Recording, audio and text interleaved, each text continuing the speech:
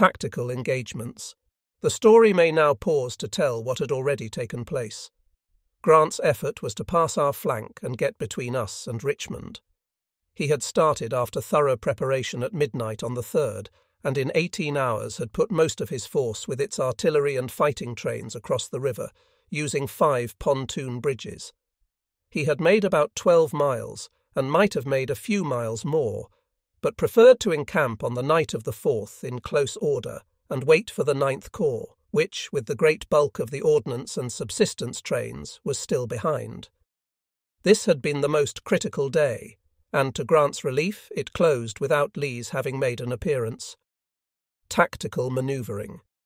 The swiftness of a concentration is only that of its most distant part, and Ewell had been ordered to march slowly down the turnpike and let Hill, coming down the plank road, get abreast of him, and both were directed not to bring on a general engagement until Longstreet's arrival. Continuation of the engagement. On the 5th, Grant moved early, intending to take a line from Locust Grove to Parker's Store. But at 7 a.m., the 5th Corps met Ewell's corps within 2 miles of Wilderness Tavern. Ewell had his whole corps with him, about 17,000 men. Grant, guessing that the rest of our army was not up, thought to whip it in detail and concentrated upon it the whole of the 5th Corps, about 24,000 and over half of the 6th, say 12,000. Conclusion of the engagement. It did, indeed, seem that Ewell had ventured rashly and had put his head in the lion's mouth, for the ground around Lacey's, where Grant made his headquarters, a half-mile southwest from Wilderness Tavern, was open, affording opportunity for artillery and free communication for the movement of troops, and Ewell had no entrenchments and was strung out upon the road. It is not surprising that as Grant's different divisions deployed and attacked from different directions, in the early part of the fighting some of the Confederate brigades were thrown into temporary confusion. But by 11 o'clock Ewell was all up and had taken a line in the forest which he was able to maintain all day and until darkness ended the fighting. He had even captured 2 24 PR howitzers in a countercharge, and during the night he managed to entrench himself. Gens J.M. Jones and Stafford had both been killed, and Pegram severely wounded. Hill, on the 5th, had met the enemy's cavalry at Parker's Store, and, driving them before him, had pushed down the plank road. Meanwhile, when Grant had discovered Ewell in his front and attacked with the 5th and part of the 6th Corps, he had halted the 2nd Corps on the Brock Road, on which it had been marching, and had ordered the remainder of the 6th to advance up the plank road that they might come upon the flank of Ewell. As the latter already had enough to occupy him, it was well that Hill, about noon, encountered the skirmishers of the 6th. Having orders not to bring on an action until the arrival of Longstreet, and having only Heth's division present, Hill halted and formed line of battle, but did not attack. Further engagement and strategic decisions. Grant, however, was promptly notified of Heth's arrival, and knowing that Longstreet, having to come from beyond Gordonsville, could not arrive that day, he redoubled his efforts to destroy both Hill and Ewell before night. So Hancock, with the whole of the 2D Corps, 28,000, and the smaller half of the 6th, say 10,000 men, was ordered to attack Hill's 2 divisions, Heth and Wilcox, of about 7,000 each. Hancock, though ordered to lose no time, delayed for an hour or two in order to complete some entrenchments already started along the Brock Road, so as to have something to fall back upon in case of disaster. This delay was of great value to Hill, enabling him to partially select and prepare his ground. This day, May 5th, was Grant's day, full of golden opportunities. May 4th would have been Lee's day, had he prearranged his camps so as to enable him to concentrate his army more promptly where he knew that Grant would cross. The 6th, after Longstreet's arrival, would belong to the chapter of accidents. Grant seems to have himself appreciated this, and to have continually urged his battle faster than his army could make the speed. Hill's line of battle was square across the plank road, with 1 brigade on the left and 3 on the right. On the left, the line ran through a clearing now grown up in broom grass and small pines, and containing a house known as the Widow Tabb's. Some artillery, under Pogue, was stationed here, and Lee and Hill made the clearing their headquarters. Wilcox's division, soon arriving, was posted on Hill's left flank, extending back obliquely in the direction of Ewell's battle, but with a gap of at least a mile between. At last, at 4:15 p.m., the sun setting at 7, Hancock, having built strong breastworks for his whole line along the Brock Road, joined Getty's division of the 6th Corps, already skirmishing for an hour with Hill, and put the whole weight of his corps into an attack upon Heth. Hill soon found that Wilcox's line was not assailed, and that it was necessary to bring it to the support of Heth. At first Wilcox passed to the front and made some charges, but finally fell back, and the two divisions were practically merged into one line, which fought lying down. There was never more desperate fighting than now ensued and continued until about 8 p.m., when darkness terminated the battle. Fortunately for Hill, the dense forest prevented his men from realizing the enormous odds against him, or, like Bragg's men on Missionary Ridge, they might have become demoralized by the sight. Night did not terminate the fighting any sooner than Hill wished. His ammunition was low, his lines disarranged, often disconnected, and some even facing in different directions. Besides the danger impending from Hancock on his front and right, a greater one threatened Hill on his left. Warren, while fighting Ewell, had seen Wilcox in his temporary location and had seen his withdrawal to go to Heth's aid. He sent Wadsworth's division and Baxter's brigade, about 8,000 men, to move in that direction and attack Hill's flank. Darkness overtook Wadsworth at Hill's skirmish line, and he halted and bivouacked, ready to attack in the morning. During the night, Grant had been joined by Burnside's 9th Corps, 24,000 strong, comprised of 4 divisions, one of which was of Negroes. This was left to guard the trains. 2 of the white divisions, Potter and Wilcox, supported by the 3D Stevensons, were sent to penetrate the gap between Hill and Ewell, now over a mile in extent. Long before day, Hill could hear the enemy forming in the woods near at hand. Nothing was done in the way of preparation or of entrenchment during the night, as the men expected to be relieved by Longstreet's 2 divisions in the morning. Meanwhile, Grant had been misled into a serious blunder by false information, curiously like what had been imposed upon Hooker in the Chancellorsville campaign. By the stories of prisoners, he was led to believe, just as Hooker had been, that Pickett's division had arrived, and he ordered Hancock to withdraw Barlow's division from the force about to attack Heth and post it on his left, on the Brock Road, in anticipation of Pickett's expected appearance. There happened to be near that point the grading of an unfinished railroad, designed to run from Fredericksburg to Orange C.H., and here, passing through the wilderness a little south of it, and nearly parallel to the plank road, it offered a great opportunity to turn the flank of either of the lines about to be engaged near that road. Fortunately for us, Barlow did not utilize it, but left the opportunity to Longstreet. Punctually at 5 a.m. on the 6th, Warren and Sedgwick attacked Ewell, and Hancock, with Wadsworth and Getty, attacked Hill. A short story can be made of the attack upon Ewell. He had strengthened his lines during the night and gotten in more of his artillery. The attacks upon him were fierce and bloody, but were all repulsed. For 6 hours they were renewed frequently, but by 11 a.m. the fight was all out of the assailants, and for the rest of the day they were satisfied to lie behind their breastworks and keep up a more or less noisy but harmless fire upon the Confederates in theirs.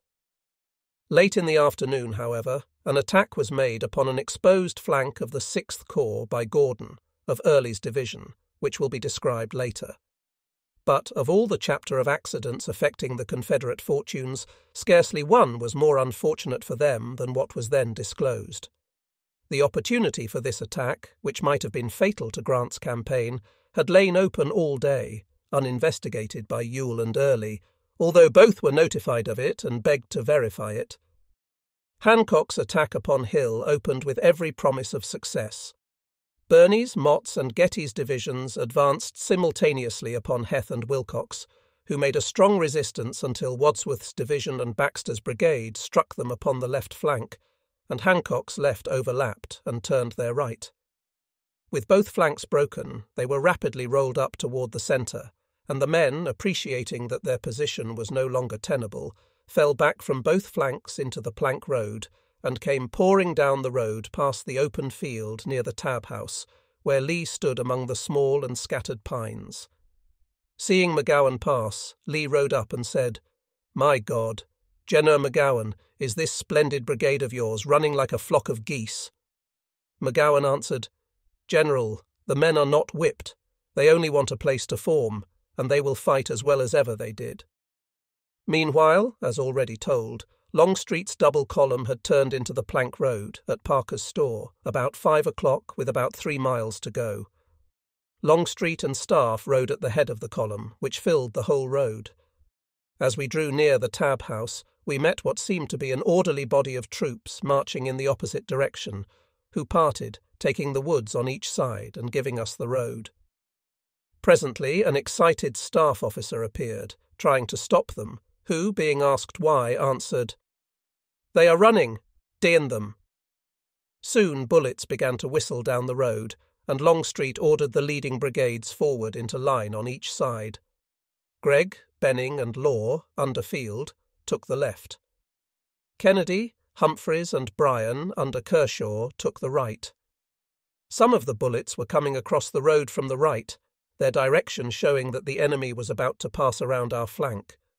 Pogue's guns opened fire, and Lee, seeing the Texas Brigade passing, rode to place himself at its head. The men, recognizing him and his intention, shouted, "Go back! Lee to the rear!" and a Texan major caught his horse by the bridle and stopped him. He was assured that the men did not need any leading and would soon restore the battle. Someone, about that time, pointed out Longstreet, and Lee was taken to him. The Federals had now advanced over a mile through the tangled forest and were necessarily in much disorder. Both sides were fighting without entrenchments, and the Federals were everywhere being pushed slowly back with severe loss. Gregg and Benning on the left bore the brunt of the action. Both were small brigades, and their casualties were heavy. Benning was severely wounded. The losses of the brigades cannot be given, but few reports were made after the commencement of this campaign, and there are only a small number of these which state the casualties. The news of Longstreet's presence was soon conveyed to Meade and Grant, and reinforcements were sent Hancock, while Sedgwick and Warren were ordered to press their attacks. Getty was wounded, and his division was withdrawn. Stevenson's division, the reserve of the 9th Corps, was ordered to the left, and Barlow, on the extreme left, was directed to attack Hill's right. Barlow, however, only sent one brigade, Frank's, having been misled by the approach from his left of a body of Federal convalescents, who were at first taken for Pickett's division. He also attributed to Pickett some very rapid fire heard on the left, where Sheridan, with his Spencer carbines, had attacked Stuart by Grant's orders, but had been repulsed. Wilcox's and Potter's divisions of Burnside's corps, sent to penetrate the gap between Hill and Ewell, were urged forward, and a staff officer sent to guide them, but they did not come into action until 2 o'clock, before which time the ground had been occupied by Heth and Wilcox, who were able to repel their assault when it was made. With the aid of these reinforcements, the Confederate advance was brought to a standstill, and the firing gradually ceased. Engineer troops were brought up, and the Federals began improving and extending their lines. Meanwhile, about 8 a.m., Anderson's division of Hill's corps had arrived on the field, and also Lee's chief engineer, General M.L. Smith. He had been sent to search for an opportunity to turn the enemy's flank. Of course, he soon found the unfinished railroad, and about 10 a.m. he reported it to Longstreet. 4 brigades were promptly formed for a flank attack to be conducted by Color Sorrell, Longstreet's adjutant general. They were G.B. Anderson of Field's division, Wofford of Kershaw's, Mahone of Anderson's, R.H., and Davis of Heth's. This attack was to be at once followed by a general advance of all Longstreet's force, which included Jenkins's large brigade and 4 others of Anderson's division, which had not yet fired a shot. Sorrell moved the 4 brigades by the flank to the unfinished railroad, where they faced to the left, and about 11 a.m. they advanced upon the Federal line, striking it in flank and rear. The success of the movement was complete. Brigade after brigade was routed and rolled up. Hancock, noted for his power and influence with his men on such occasions, endeavoured in vain to stay the panic, but was unable to do so, and, consulting with Birney, he decided to abandon all in front and endeavour to re-establish his line upon the Brock Road. Here he had, the day before, sacrificed valuable time to entrench a line which might now serve him as a refuge. The panic had extended even across the Plank Road, where Wadsworth had been killed and Baxter wounded when their troops were routed. This was Longstreet's great opportunity. Nearly the whole of Grant's army had been first fought to a standstill, and now 4 brigades, with little loss by a lucky movement, had utterly routed about 2 full corps in the wilderness, where it was almost impossible to rally broken troops. Longstreet, with 5 more fresh brigades, was close at hand, fully prepared to join the victorious 4 and to be aided by the brigades which had relieved Heth and Wilcox in the morning in a supreme effort to follow up the fugitives and to drive them into the Rapidan. When Smith had directed Sorrell's column on its turning expedition, he had been given a small party and directed to find a way across the Brock Road, which would turn Hancock's extreme left. He had now returned and reported one found. He was asked to conduct the flanking brigades and handle them as the ranking officer. He was a fine tactician, a skilful engineer, and had been noted for gallantry in the defence of Vicksburg, where he had been chief engineer. He was a native of NY and a graduate of West Point of the class of 1838. When Sorrell's flanking brigades reached the Plank Road, some crossing in the attack and pursuit of Wadsworth, and some in line, a little ways in the woods on the right, whence they fired on the fugitives down the road, he rode back to where Longstreet, Smith, Field, Kershaw, and others stood at the head of Jenkins's brigade, in column in the road, ready to be launched in the pursuit. He made his report, which was of an ideal success, as had already been made known by the progress of the musketry. It may be imagined how rapidly the news was spread down the ranks, and with what alacrity was heard the order to advance. Meanwhile, the 12th Verschers of Mahone's brigade had crossed the Plank Road in the pursuit of Wadsworth and gotten ahead of the other regiments, detained by a fire in the woods across their path. It was now returning to find its brigade, which was in line near the road, and had, only a short while before, been firing at Wadsworth's fugitives. The 12th, on the left of the road, was mistaken in the woods for an advance of the enemy, and fire was opened on it by the other regiments, just as the head of the column was about to pass, and it rode into the fire. Jenkins had just before ridden close to Longstreet to offer congratulations, and had said, "I feel happy. I had felt despair of our cause for some months, but am relieved. I feel assured we will put the enemy back across the Rapidan before night." Jenkins and Longstreet were both struck, the former mortally, dying within 2 hours, the latter in the throat, passing out behind the right shoulder. Captain Dobie and Bowen, an orderly of Kershaw's staff, were killed. Jenkins's brigade levelled to return the fire, but Kershaw shouted, "Friends!" and arms were recovered, and the men lay down without firing a shot. The 12th VAR had also lain down. Longstreet at once summoned Field, the senior officer present, to take the command and to press the pursuit, one column the direct attack, the other to turn the position along the Brock Road.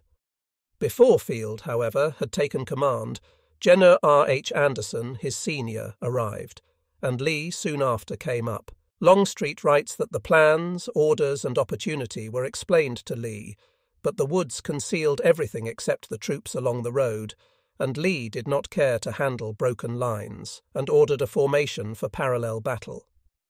This consumed so much time that it was 4:15 p.m. when the attack was renewed by Field's and Anderson's divisions, excepting Law's and Perry's brigades. Jenon Humphreys, in his account of this campaign, says of this attack, "Could it have been made early in the day and followed up, it would have had important consequences. Earlier in the day it might have been made by 3 divisions, and would have found the enemy already retreating.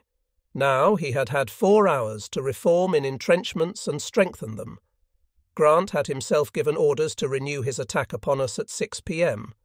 Our attack at 4:15 so reduced the Federal ammunition, and their ordnance wagons were so far in the rear that the attack was given up.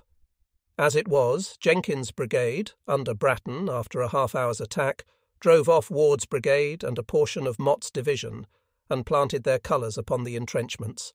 But there were no reinforcements, and the enemy had a second fortified line full of troops, so Bratton was at last forced to withdraw with severe loss. His attack and his final repulse by Carroll were both highly complimented by Hancock. Under all the circumstances, the renewal of the attack at the late hour and without Kershaw's division was unwise. It was certain to cost many lives, the chances of success were not good, and even had they been, the lateness of the hour would have interfered with gathering the fruit of victory. The fire in the woods, which had started during Mahony's attack, had continued to burn, and some of the wounded perished in it. It had reached Hancock's log breastworks, and a part of them were on fire at the time of our afternoon assault, with which it materially interfered. It only remains to complete the record of the day's misfortunes with a brief account of Gordon's attack upon the right of the 6th Corps, commenced a little before sundown, although the existence of the opportunity for it, as already mentioned, had been discovered by scouts and reported to Gordon by 9 a.m. Gordon had verified it by personal observation and reported it to his division commander, Early, and urged an attack. Early had adopted a theory that Grant would have Burnside's 9th Corps in support of the right of the 6th. In vain Gordon answered that observation showed it was not there, and in vain he appealed to Ewell, the corps commander, to verify it. Early's personality dominated Ewell's to such an extent that Ewell not only sustained him in his theory, but would neither go and see or refer the important question to Lee. And so the matter remained during all the hours and all the vicissitudes of the day until about 5:30 p.m., when Lee, who had been occupied until then on the right and wondered at the strange silence on his left, rode up and asked, "Cannot something be done on this flank to relieve the pressure on our right?" Ewell, Early, and Gordon all happened to be present. Gordon's proposal was mentioned, and Early vigorously combated it. Lee listened in grim silence to his reasons for non-action, and answered only with direct orders to Gordon to proceed immediately to make the attack, taking one other brigade, Johnson's, to support his attack. Strange to say, the situation had not changed. The attack took place just as the sun sank in the west. It was as immediately and brilliantly successful as Longstreet's flank attack with 4 brigades at 11 o'clock had been. But now darkness intervened to save Grant's army as effectually as had the bullet which disabled Longstreet. 2 brigades, Seymour's and Shaler's, were completely routed, the brigadiers and several hundred men being captured. Gordon's casualties were very small, and a large proportion of them were from a cross-fire of our own men upon the flanking party, as it swept down the Federal line in front of the Confederate line of battle in the twilight. Darkness, of course, soon put an end to the possibility of fighting, and the Federals, during the night, fell back and occupied an entirely new line in the rear. Early, during the war, never admitted that the 9th Corps was not on the right and rear of the 6th, but the publication of the official records shows that it was employed entirely in other parts of the field. There are no Confederate returns for 112 out of 183 regiments. The Federal casualties for the 2 days were: killed 2246, wounded 12,037, missing 3383, total 18,360. Livermore estimates that in proportion to the numbers engaged, the Confederate losses could not have been any less than the Federal, which, estimating only the killed and wounded, were 14,283 or 127 per 1,000 men engaged. The numbers engaged Livermore estimates as, and the corresponding Confederate loss would be 7,750.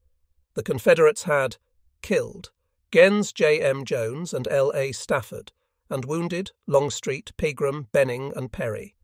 The Federals had wounded Gens, Carroll, and Baxter. General Humphreys writes of this battle. I have gone into more detail because it may serve to show what difficulties were encountered by the forces engaged in it, owing to the character of the field on which it took place. So far as I know, no great battle ever took place before on such ground. But little of the combatants could be seen, and its progress was known to the senses chiefly by the rising and falling sounds of a vast musketry fire that continually swept along the lines of battle many miles in length, sounds which at times approached the sublime. Spotsylvania. My command had not been engaged in the wilderness.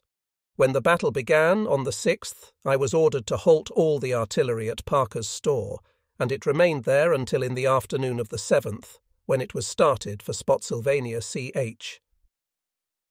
When Grant made no attack on the morning of the 7th, and in the afternoon his trains were seen moving toward our right, Lee correctly guessed that his design was to turn our right.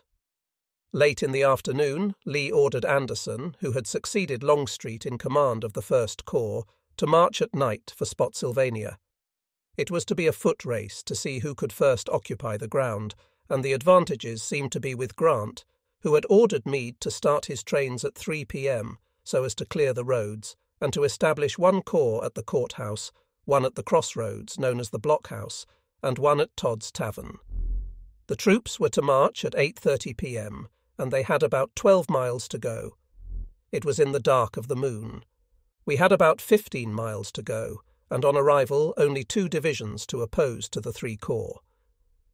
Fitz-Lee's cavalry, however, was on the road in front of Spotsylvania, and Hampton's defended Corbin's Bridge on the Catharpin Road, by which the enemy might have interfered with our march. Our cavalry had cut down trees to blockade the roads, and they defended their blockade so well that the enemy's cavalry could not force them in the night, but had to wait for daylight. The enemy enjoyed a great advantage in having the initiative. Lee could not know until after daylight in the morning whether Grant's entire army had left his front or not. In any event, our 2 divisions could have no reinforcements during the greater part of the day. Thanks to the good work of Hampton's division at Corbin's Bridge, we passed that danger point safely. Our artillery from Parker's store came by the Shady Grove Road, and about daylight we joined the 2 divisions of infantry near the Po River, where the column halted for an hour to rest and eat breakfast, expecting this to be a busy day. For already we could hear the beginning of some fighting 2 miles to our left, indicating that the Federal columns were finding our cavalry in their way. The Federals, however, were sure that they had won the race. Mr. Dana, Astor Sec of War, who was with Grant at the time, wrote of it afterward as follows. I remember distinctly the sensation in the ranks when the rumour first went around that our position was south of Lee's. It was the morning of May 8th. The night before, the army had made a forced march on Spotsylvania CH. There was no indication the next morning that Lee had moved in any direction. As the army began to realize that we were moving south, and at that moment were probably much nearer Richmond than was our enemy, the spirits of both officers and men rose to the highest pitch of animation. On every hand I heard the cry, "On to Richmond!" Our little halt for breakfast, greatly needed by both men and animals after the night march, about exhausted all the margin by which we had won the race. About 7 a.m. we reached a crossroad, where stood the peculiar-looking house, called the blockhouse, built of squared logs. Here we met pressing appeals for help from 2 directions. From Spotsylvania CH, 1.5 miles in front, Rosser's brigade reported itself as being driven by Wilson's division of cavalry, coming from the direction of Fredericksburg. From the road to the left, which crossed the Brock Road on the Spindler Farm 1 mile away, Fitz-Lee reported himself as heavily pressed by Warren's corps of infantry, and the increasing musketry fire told that the situation was fast growing critical. The 2 leading brigades, Kennedy and Humphreys of Kershaw's division, were at once led to the left and hurried to the relief of Fitz-Lee's cavalry. The other brigades of the same division, Wofford and Bryan, went on ahead to the aid of Rosser. Haskell's battalion of artillery went with Kershaw and Humphreys. Fitz-Lee was defending some slight rail breastworks on the edge of a dense pine thicket, overlooking a large open area, and the infantry quickly relieved the men with carbines behind the rails. The latter, unobserved, were withdrawn to the rear through the thicket, mounted and taken by Lee to the aid of Rosser. Kennedy and Humphreys had hardly gotten into position when they were charged by the 3 brigades of Robinson's division of the 5th Corps. Each brigade was formed in column of regiments, 4 lines deep. 2 brigades formed the first line, and the 3rd Brigade the second line. Warren had told them, the prisoners afterwards stated, that there was only cavalry behind the rail breastworks, who had no bayonets and could not stand close quarters. They actually did charge home to the rails, and a bayonet fight took place across them. But though superior in numbers, the Federals were repulsed, leaving the ground strewn with dead and wounded, Robinson being among the latter. Haskell's guns took part in the repulse and did fine service, losing a captain, Potts, killed. Field's division now came up to Kershaw's support and extended his line to the left. Huger's battalion took position in the edge of the pine thicket where the cavalry had stood, and Cabell's battalion was held in reserve. Wilson's cavalry, having held Spotsylvania CH for 2 hours, was withdrawn by Sheridan, as Rosser, reinforced by Fitz-Lee, was moving upon him. Wofford and Bryan now rejoined Field. Meanwhile, after the repulse of Robinson's division, Griffin's division made 2 assaults. The first met about the same fate as Robinson. The second did not come so far, but secured positions to our right, where they could find cover from 300 to 400 yards away, and began to entrench.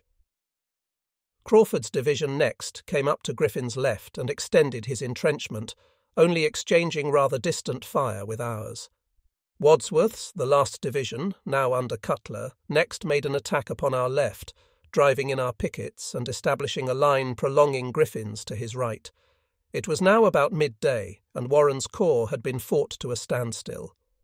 About this time, Meade ordered Sedgwick to reinforce Warren with his whole corps and join him in an attack upon our 2 divisions, which was to be immediate and vigorous. It was scarcely done as ordered, for it was not made until 5 o'clock. It was but a partial attack, and it was nowhere successful. The time required to form troops for an attack can seldom be exactly fixed, and here it was said that the ground was new to everyone, and the troops were tired with an all-night march. The attack was made, however, by so large a force that it overlapped our line on its right, which might have proved a very serious matter. As luck would have it, however, Crawford's division, the overlapping part which entered the woods beyond our extreme right about dusk, ran into Rhodes's division of Ewell's corps. Just arriving on the field, after an all-day march from the wilderness, nearly exhausted by the heat, dust, and the smoke of the fires still burning there. Rhodes promptly drove Crawford back to his place in the Federal line, and then forming his division on the right of Kershaw, he proceeded to entrench. Johnson's division formed on his right, and Early's division, now under Gordon, in reserve. The fighting along the lines lasted until dark. During it, nearly every gun in our corps had been engaged, and was now assigned to some position, either on the line or behind, where it could fire over. Now at night all were entrenching themselves, and we made our bivouac near the blockhouse. Hill's corps, now under Early, Hill being sick, had remained all day of the 8th guarding the movement of our trains from the wilderness. On the 9th it followed the other corps to Spotsylvania and took position on Ewell's right, except Mahone's division, formerly Anderson's, which was formed on the left of Field, overlooking the Po. The day was taken as a much-needed day of rest by the Federals, in which we cheerfully acquiesced. The sharpshooting, however, was active upon both sides. One of our sharpshooters killed Jenon Sedgwick at a range of about 700 yards from the pine thicket on the Brock Road. He was succeeded by Wright in the command of the 6th Corps. The day was largely devoted to improving our breastworks, an art in which we were much behind our adversaries. Our equipment with entrenching tools was always far below our requirements, and in emergencies the men habitually loosened the ground with bayonets and scooped it up with tin cups. The line was laid out generally by those who built it. The Federals had a large force, perhaps 2,500 men, of engineer troops and heavy artillery regiments, habitually employed in building and improving their entrenchments under the direction of engineer officers. They were more valuable than an equal number of regular troops, and should be a part of the equipment of every army. Sheridan, on the 8th, had been ordered to concentrate his cavalry, move against Stuart, and then upon our communications, and when his supplies were exhausted, to proceed to the James River, renew his supplies, and return to the army. Burnside's corps arrived on the 9th by the Fredericksburg Road and began entrenching opposite Hill, whose lines covered the courthouse on our right. He had encountered some dismounted cavalry whom he mistook for a brigade of Longstreet's infantry, and so reported it to Grant. This misled Grant into the belief that Lee was moving in the direction of Fredericksburg, and he ordered Hancock immediately to cross the Po, move down it, and recross by the Shady Grove Road, thus turning our left flank. Hancock at once put 3 divisions to cross simultaneously at 3 different points. The farthest upstream met a stubborn resistance from dismounted cavalry, but it was presently driven off by those who had crossed below, where the second effort had met little resistance, and the third none. Pontoon bridges were immediately thrown at all 3 places, and the troops were pushed downstream, hoping to secure the Shady Grove Road bridge. Darkness, however, soon forced a halt, but some of the men reached the river and found it not fordable. At early dawn, Hancock reconnoitred, but found Mahone's brigade on the opposite bank too strongly posted to be attacked. Further reconnaissances were being made when, about 10 a.m., Hancock was ordered to send 2 divisions of his 3 back across the Po to take part in an assault ordered in the afternoon at 5. Gibbon and Birney were accordingly withdrawn, leaving Barlow's division alone on the south side. Meanwhile, when Hancock crossed the Po in the afternoon of the 9th, Lee had ordered Heth's division from his extreme right to the extreme left, with orders to cross below our lines and, coming up, to strike Hancock's 3 divisions on the flank. Heth had crossed the Po some distance below our left flank on the morning of the 10th and turned to the right, hunting for Hancock's flank. It was fortunate for him that he had made so wide a circuit that he did not find it until after Hancock, with his 2 divisions, had been withdrawn to the north side, for Barlow's 4 brigades alone largely outnumbered him with only 3, and Barlow could have been quickly reinforced. Heth would otherwise have lost much of his division, as its retreat across the Po would have been difficult. As it was, Heth made 2 spirited charges upon 2 of Barlow's brigades drawn up behind the crest of a ridge, with the others supporting in the rear. Both charges were repulsed with severe loss, but meanwhile, a fire breaking out in the woods in rear, Meade ordered Barlow withdrawn. This was done with the loss of 1 gun, wedged between trees by the horses, who were stampeded by the fire. In withdrawing, Barlow suffered severely from the artillery across the Po, which swept the plain over which he reached the bridge. Some of the wounded perished in the fire. General H. Walker of Heth's division was severely wounded. It had been a mistake to send Hancock across the Po at such a late hour in the afternoon. Night intervened before he could accomplish anything, and it disclosed his plan. Next day he abandoned it before discovering that Heth was in his power. At night, Heth was returned to the right flank. Heavy shelling of the First Corps lines had been kept up all the morning, and in the afternoon 3 assaults were made at different points. One against Field's division had been ordered at 5 p.m., but at 3:30 Warren thought the opportunity for attack so favourable that he made it without further delay. In full uniform, he attacked the lines held by Field's division with Cutler's and Crawford's divisions and Webb's and Carroll's brigades, approaching through dense thickets, which hid him from view until at quite close quarters. But our guns had been placed to flank these thickets and riddled them with canister as the enemy passed through. They emerged in bad order and unable to form under close musketry, and were repulsed with severe losses, among them Jen Rice mortally wounded. A few only succeeded in gaining our works, where their covered approach had been closest, but they were killed or captured. Not satisfied with this effort, Hancock tried a second assault at 7 p.m. with Birney's and Gibbon's divisions, supported by part of the 5th Corps, but it was also repulsed with severe loss to the enemy and with very trifling loss to us. Glancing back over the sequence of events, it appears that Burnside's mistaking dismounted cavalry for Longstreet's infantry on the 9th was a most fortunate one for Lee, for it led to Grant's prematurely sending Hancock across the Po and then withdrawing him. Had he continued on that flank, and perhaps been reinforced by Warren, it is hard to see how he could have failed to defeat Heth and completely turn Lee's flank and get upon his communications, which now ran to Louisa C.H. While those affairs were going on upon our left, a carefully planned and partially successful effort was being made near our centre. In the hasty extension of our line to the eastward in the afternoon of the 8th, Ewell, to keep on high ground, had changed direction and gone a mile north.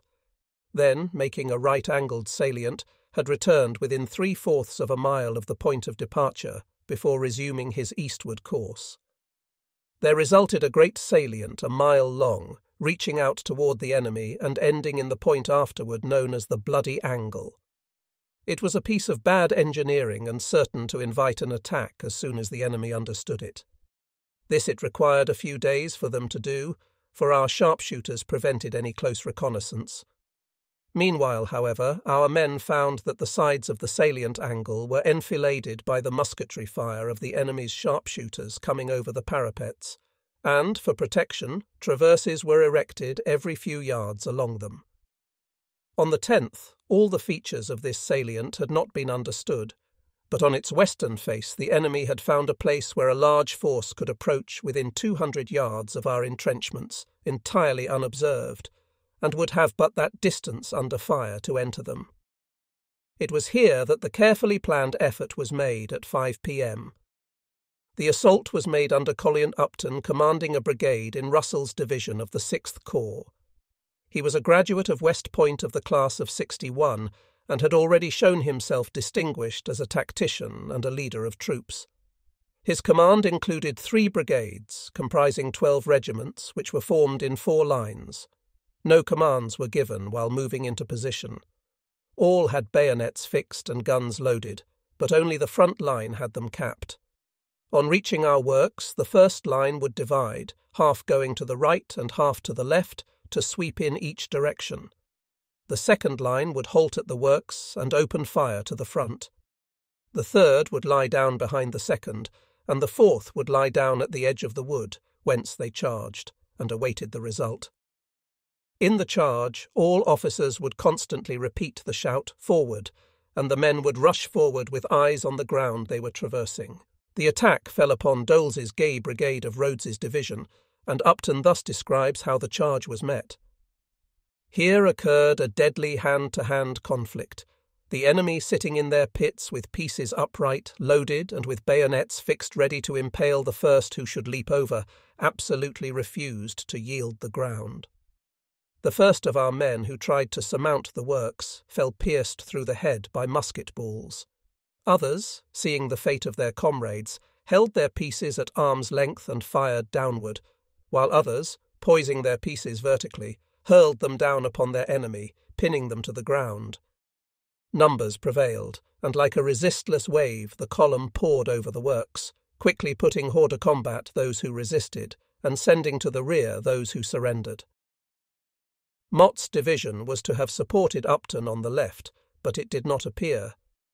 It seems that this division was formed for the attack where our batteries had a view of it, and that when it attempted to advance, at the signal for the charge, it found itself the target of a severe artillery fire, under which the brigades broke and fell back to the foot of the hill. Meanwhile, the Confederate brigades on the right and left had promptly attacked Upton upon both flanks, and Battle's brigade, brought up from the rear, attacked him in front. He brought up his 4th line in vain in a hard fight, and was finally driven back with loss, which he states as about 1,000 in killed, wounded, and prisoners, probably about 20% of his command. Ewell's official report of the affair, dated Richmond, March 20th, 1865, says, "The enemy was driven from our works, leaving 100 dead within them and a large number in front. Our loss, as near as I can tell, was 650, of whom 350 were prisoners." The total losses of the Federals for the day were estimated at 4,100, and included General Stevenson of Burnside's corps killed by a sharpshooter. Grant believed that the failure of Mott's division to advance had caused Upton's defeat upon the 10th, and on the 11th he planned a much more powerful attack to be made by the whole of the 2nd and the 9th Corps. In preparation for this, the Corps commanders were ordered to ascertain the least force which could hold their lines and leave the remainder available for service elsewhere. They were also directed to press their skirmishers forward so as to allow close reconnaissance of our works. Later he determined upon the salient already described, and afterward known as the Bloody Angle, as the point of attack. On our lines the day was one of bitter sharpshooting and angry artillery practice. Meanwhile, all movements of the enemy were carefully watched for indications of his plans, and one was reported from which Lee derived the impression that he was preparing to make a flank march to our left. Hancock had sent Miles to reconnoitre across the Po in the direction of Todd's Tavern. Only 2 regiments were sent, and they returned in the evening, but our report had exaggerated the numbers, and undue importance was attached to the incident. Early had also reported indications of movements to the left.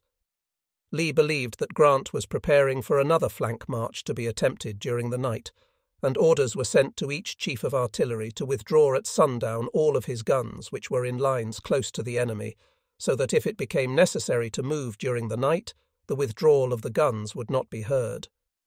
Mahone's division was still upon Field's left, and Lee also ordered it, with 2 brigades of Wilcox, to make a night march and occupy Shady Grove before daylight. During the night it was discovered that the movement to the left had been unimportant. It was supposed to have been a feint, but it was not, so Mahone was recalled, and now he, with Wilcox's 2 brigades, were returned to Hill's corps. The order to the chiefs of artillery, however, was not recalled, and consequently 22 guns of Page's and Cutshaw's battalions were, about sundown, withdrawn from the position about to be attacked. It was a fatal mistake, as will presently appear. On the line of Longstreet's corps, I had ventured to accomplish the intent of the order without literal compliance with its terms. I had visited every battery and had its ammunition chests mounted. They were usually dismounted, and the chests placed under cover in the pits, and the carriages so placed and the roads so prepared that we could withdraw easily and without noise. Our guns all remained in position on the lines.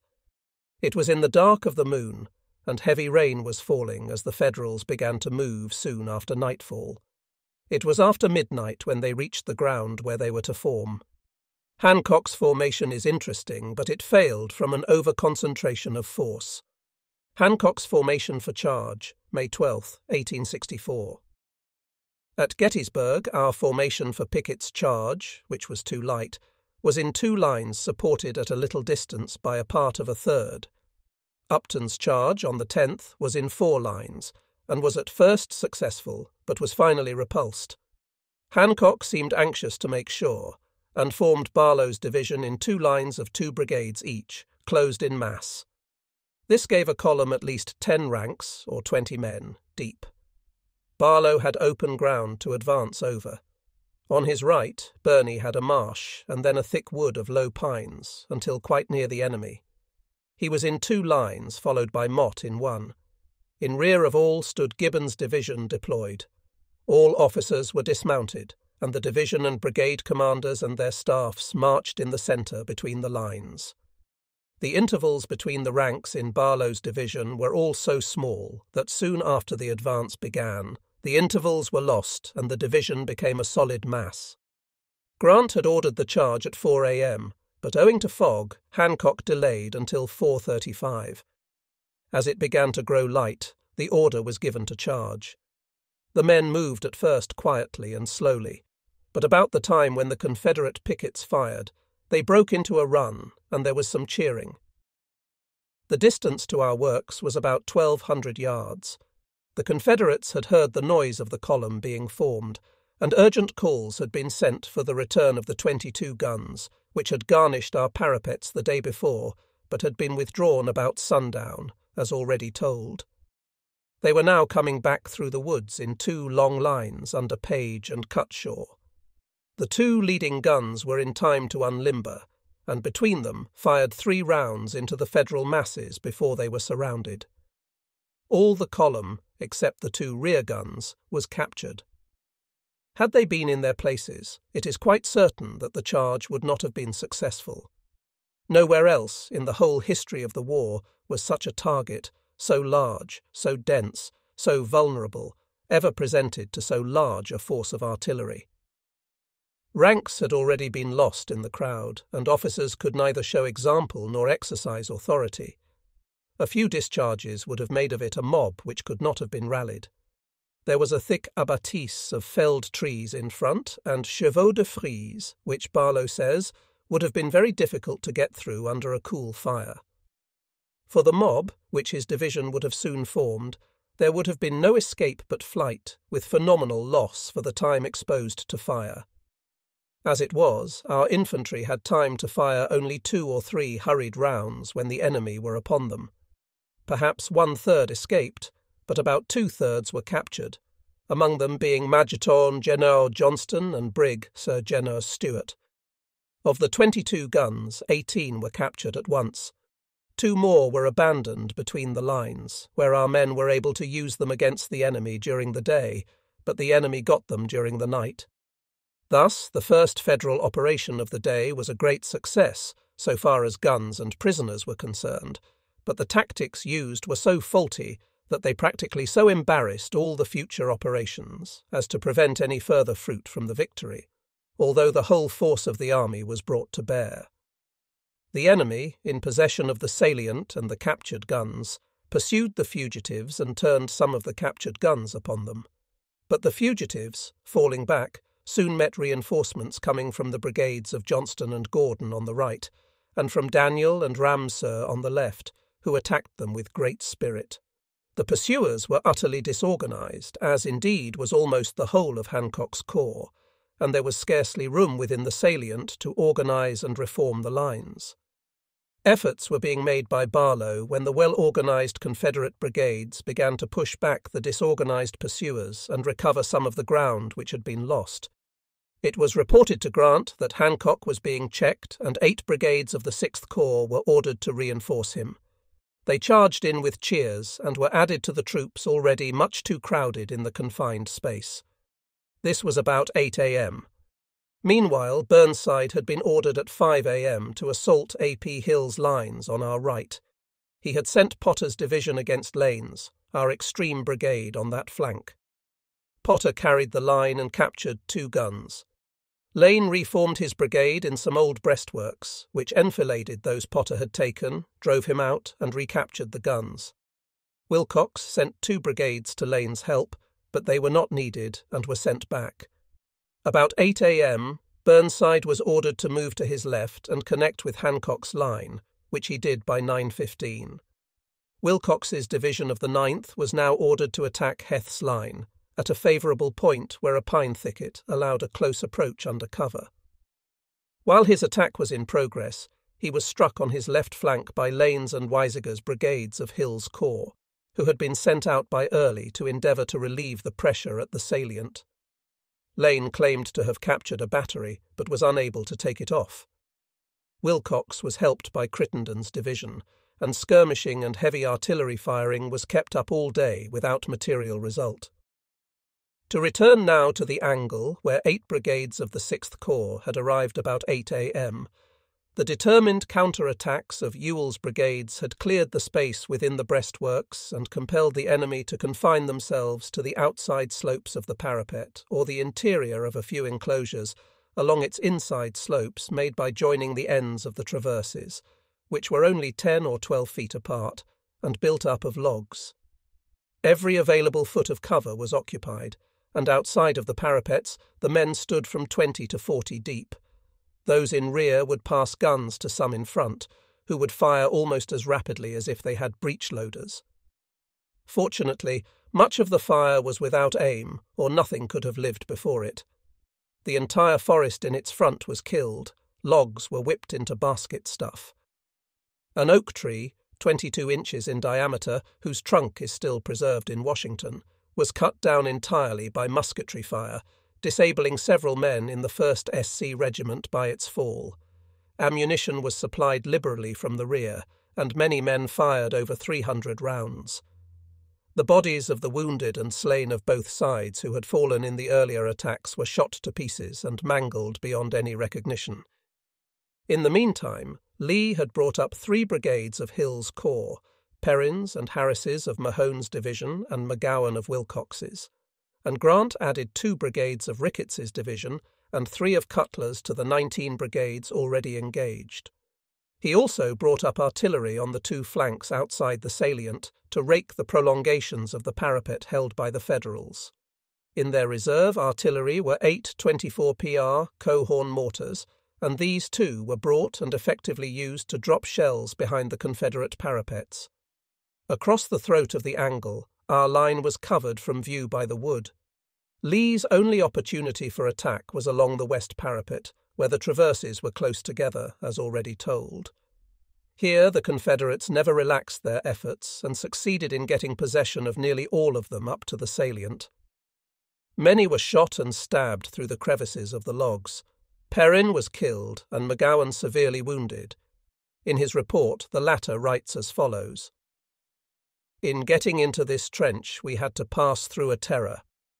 We found in the trenches General Harris and what remained of his gallant brigade, and they, Mississippians and Carolinians, mingled together, made one of the most gallant and stubborn defences recorded in history. These 2 brigades remained there, holding our line without reinforcements, without food, water, or rest, under a storm of balls, which did not intermit one instant of time for 18 hours. The trenches on the right of the bloody angle ran with blood and had to be cleared of the dead bodies more than once. The loss in my brigade was very heavy, being in the aggregate 451. Our men lay on one side of the breastwork and the enemy on the other, and in many cases men were pulled over. It is believed we captured as many prisoners as we lost. We pass now to the left, to Longstreet's front opposite Warren. At dawn, Warren had opened all his guns and pressed forward his skirmishers, hoping soon to see us sending forces to our right to meet Hancock's victorious advance. But Hancock had overdone his effort, as has been seen, and his advance had been brief. Our guns were all behind their parapets and firing slowly in reply to the enemy. Warren saw no encouragement to attempt an attack, so he waited. At 9:15, Grant ordered him to attack at once, at all hazards, and with his whole force if necessary. At 10 a.m., we saw Warren's men advance over the open ground where they had first assaulted us on the 8th. By common consent, infantry and artillery reserved their fire until his line was within 100 yards. Then both opened, and the line was quickly driven back with heavy loss to them, and but little to ourselves. They fell back to their right out of our sight in a hollow. We followed their disappearance with a random fire of artillery down the hollow, which Bratton's skirmishers reported enfiladed them and caused much loss. But being random fire, it was presently discontinued to save ammunition. Soon there broke out in the hollow a furious fusillade for which we could find no explanation, unless they were firing on each other by mistake.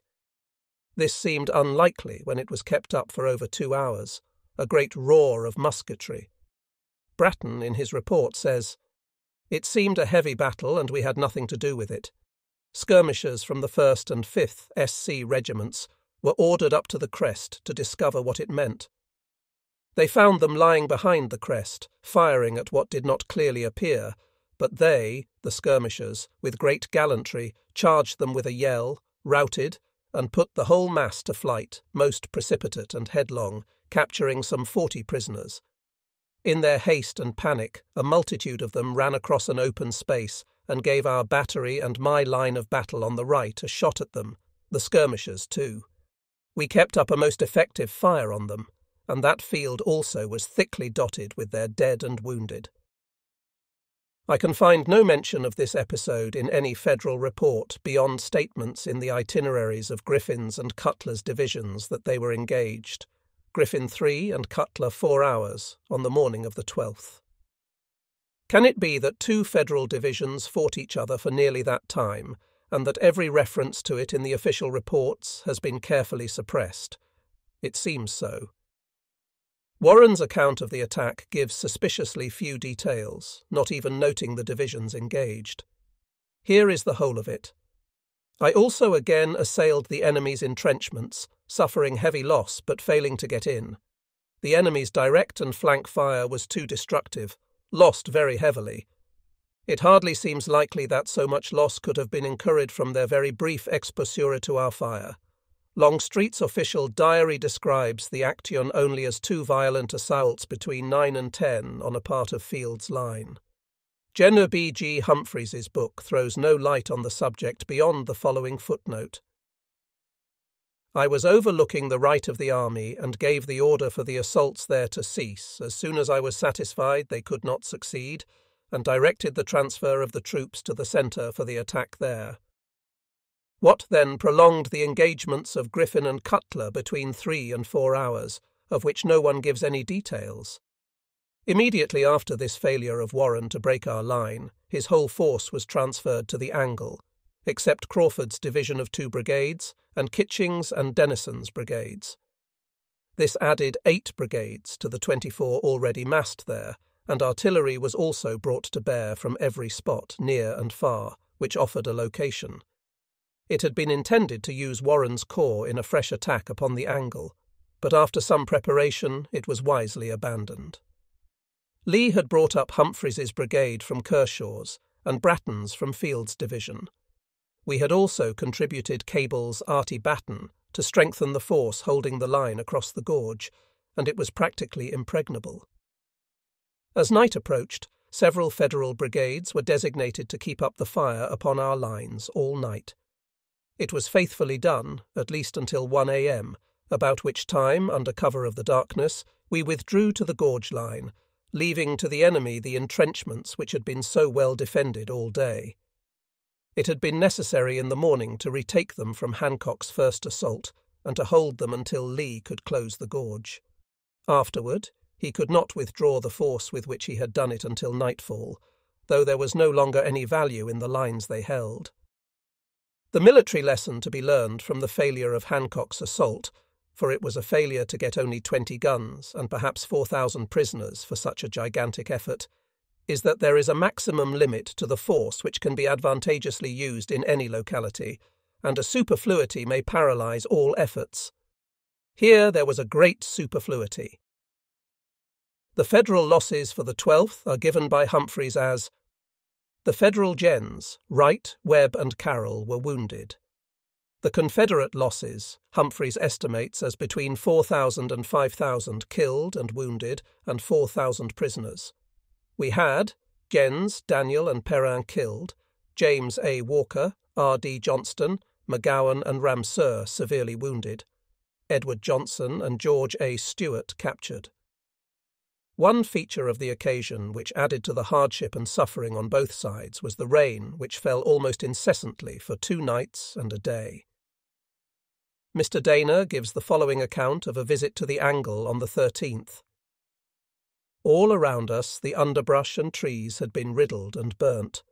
The ground was thick with dead and wounded men, among whom the relief corps was at work. The earth, which was so from the heavy rains we had been having both before and during the battle, had been trampled by the fighting thousands of men until it was so like hasty pudding. As we stood there looking silently down at it, of a sudden the leg of a man was lifted up from the pool and the mud dripped off his boot. It was so unexpected, so horrible, that for a moment we were stunned. Then we pulled ourselves together and called to some soldiers nearby to rescue the owner of the leg. They pulled him out with but little trouble and discovered that he was not dead, only wounded. He was taken to the hospital, where he will get well, I believe. As might have been expected, May 13th was comparatively a day of rest. The only record in my notebook is of the Federal wounded in front of our lines, who had been left on the ground since the 8th. Some were still alive, and we had noticed one who had occasionally raised himself to nearly a sitting posture. Today he was trying to knock himself in the head with the butt of his musket, making several feeble efforts. Grant only consented to ask a flag of truce for the wounded some days after Cold Harbor on June 3rd. On more than one occasion, the wounded Federals had been burnt by fires in the woods. On the 14th, we found the enemy gone from our front, but none of the wounded were now found alive. The man who had tried the day before to kill himself was found to belong to the Maryland Brigade. He had been partially stripped and was most elaborately tattooed. At night, Field's division was transferred from our left flank to the extreme right, where we found Warren's corps already in front of us, having been transferred the night before. We did not know it at the time, but it afterward appeared that Grant had designed another great battle for us this morning. Only the fearful roads, due to the recent rains, and the exhaustion of his men had forced him to abandon the effort. On the 11th, he had sent his famous dispatch that he would fight it out on this line if it takes all the summer.